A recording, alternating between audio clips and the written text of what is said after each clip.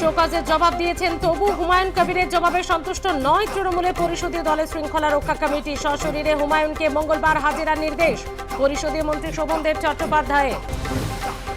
শৃঙ্খলা রক্ষার প্রশ্ন কি শুধু আমার জন্য? আর ফিরহাদ হাকিম, সিদ্দিকুল্লাহ চৌধুরী, কল্যাণ বন্দ্যোপাধ্যায়, শওকত মোল্লারা তো অনেক কথা বলেছেন, কই কি পদক্ষেপ হয়েছে? প্রশ্ন হুমায়ুন কবিরের। ইফতারে যোগ দিতে ফুরফুরা শরীফে মুখ্যমন্ত্রী মমতা বন্দ্যোপাধ্যায়। মুখ্যমন্ত্রীর কাছে একগুচ্ছ আবেদন, ফুরফুরার পীরজাদাদের আবেদন খতিয়ে দেখার আশ্বাস মুখ্যমন্ত্রী।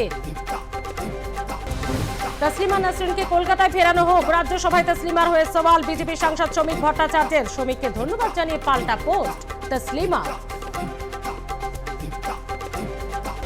আরজি করে নিহত চিকিৎসকের বাবা মার আবেদনে মান্যতা সুপ্রিম কোর্টের। মামলা শুনতে পারবে হাইকোর্ট। মামলা শুনতে পারবেন বিচারপতি তীর্থঙ্কর ঘোষ।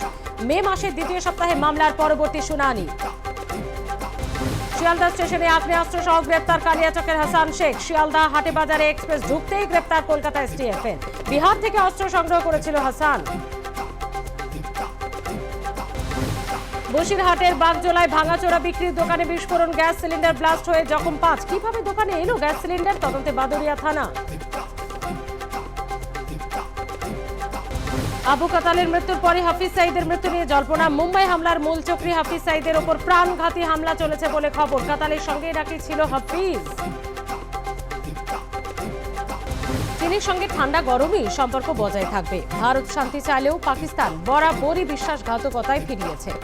একাধিক বিষয় নিয়ে প্রতিক্রিয়া প্রধানমন্ত্রী নরেন্দ্র মোদী।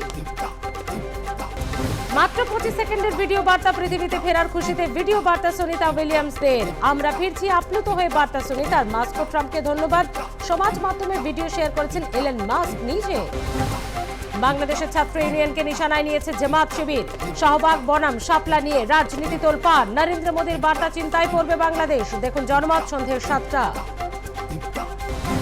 নিয়োগ দুর্নীতি মামলায় সিবিআই চার্জশিটে প্রমাণ লোপাটের দাবি। ফুরফুরা শরীফের ইফতারে মুখ্যমন্ত্রীর সংখ্যালঘু রাজনীতিতে নতুন অধ্যায়। দেখুন বাংলা জানতে চায় সঙ্গে লাইভ ঋতুব্রত রাত 9টা।